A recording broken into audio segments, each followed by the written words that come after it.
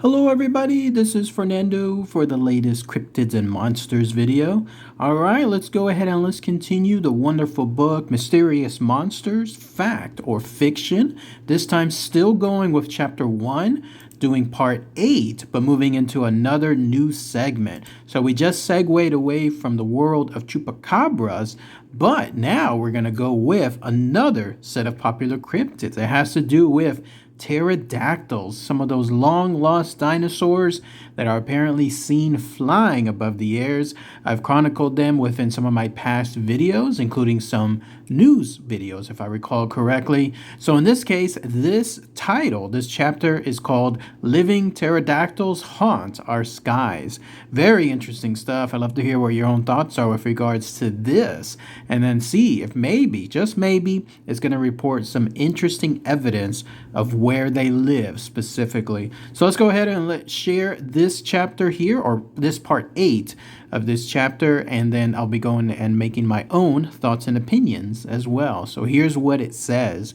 He's huge, he's really, really big. So said pilot John Boker about the gigantic bird the size of a small airplane that he and several others reported seeing flying over southwest Alaska in October 2002.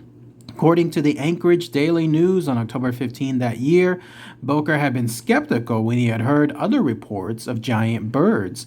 Then he and his airplane passengers saw it for themselves. Scientists are still not sure what Boker and others had observed. Such sightings are not as rare as you might think. They may have been reported in many places from ancient times to today, and the sightings vary. Some of the giants resemble known birds, such as eagles, but in sizes unimaginable. Others look very much like the long-extinct pterodactyl or pteranodon. Could living dinosaurs exist?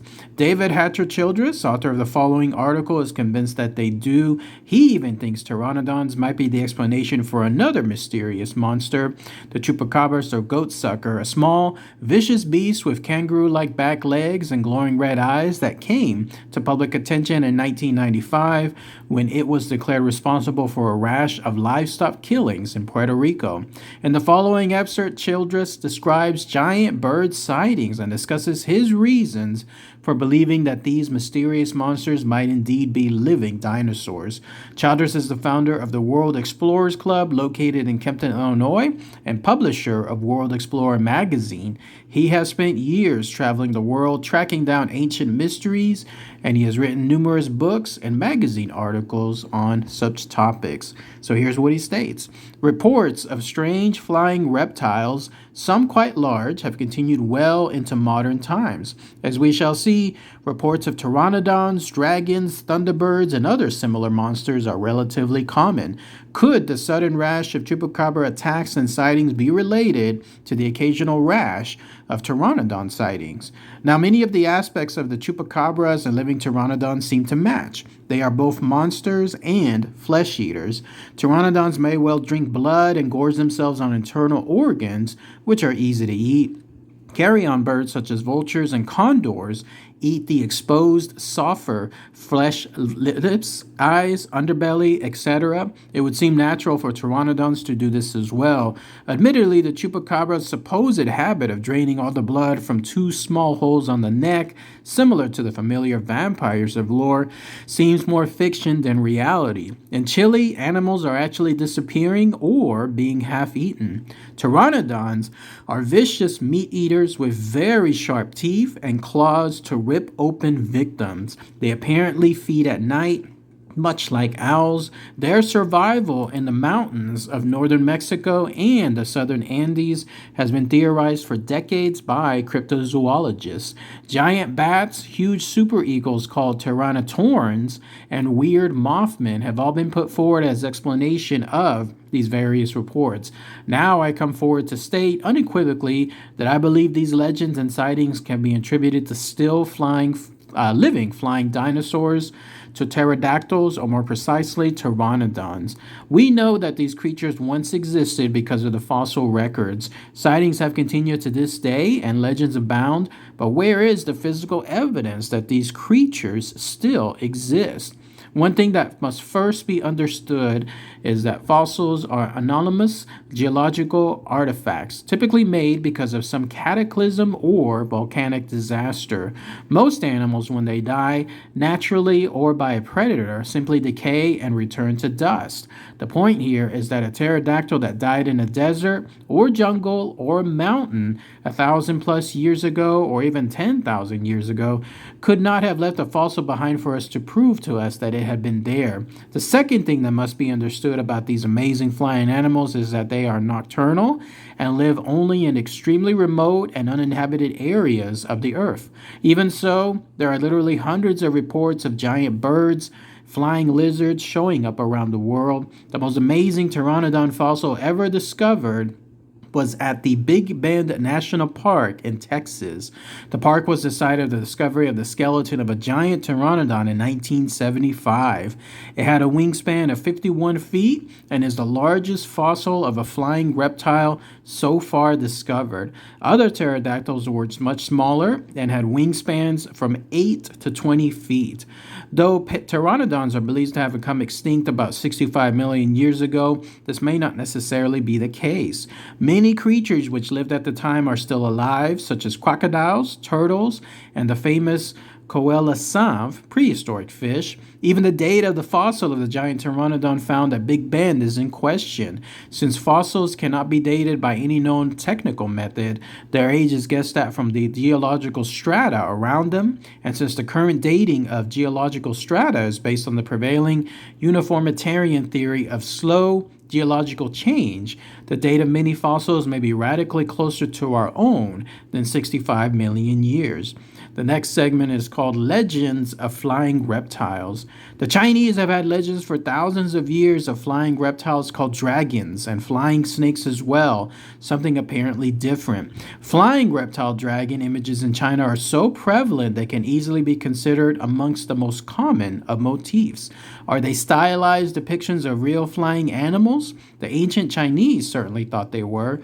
Similarly, most countries of Europe and the Mediterranean have myths and legends of heroes battling flying reptiles or dragons. Often depicted as winged snakes or winged alligators, these dragons were a common image as well and are still used in the crests of royal families. Did dragons, flying reptiles, pterodactyls still exist in small numbers even up to the Middle Ages?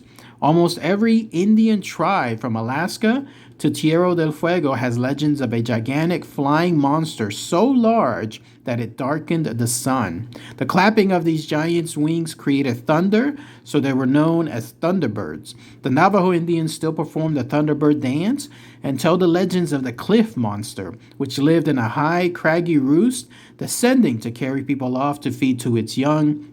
The Haida natives of the Queen Charlotte Islands of British Columbia believe that some thunderbirds were so large they could literally pick up small whales from the sea. Much of their art and wood carving depicts exactly such a capture by a thunderbird. Some South American Indians believe that the bird was constantly at war with the powers living beneath the sea, particularly a horned serpent, and that it tore open large trees in search of a giant grub, which was its favorite food. It has been suggested that the thunderbird is in fact a living fossil, a pteranodon. Though few in number, especially these days, pterosaurs may have survived in small numbers in remote desert and mountain areas. Though it seems incredible, as I have stated, reports of giant birds and pteranodons continue to this day from around the world. Next segment is pterodactyls in South America. Persistent legends and stories abound in South America of giant winged creatures. These stories have been told since before the conquistadors arrived, and some seem to be based on far more recent sightings. The following article appeared in a magazine called The Zoologist in July 1868, dated or showcasing a date line from Chiapaco, Chile, April 1868. It said, "Yesterday, at about 5 o'clock in the afternoon, when the daily labors in this mine were over and all of the workmen were together awaiting their supper, we saw coming through the air from the side of the Temera a gigantic bird, which at first sight we took for one of the clouds, then partially darkening the atmosphere, supposing it could have been separated from the rest by the wind. Its course was from northwest to southeast. Its flight was rapid and in a straight line. As it was passing a short distance above our heads, we could mark the strange formation of its body. Its immense wings were clothed with something resembling the thick and stout bristles of a boar, while on its body, elongated like that of a serpent, we could only see brilliant scales which clashed together with metallic sound as the strange animal turned its body in its flight.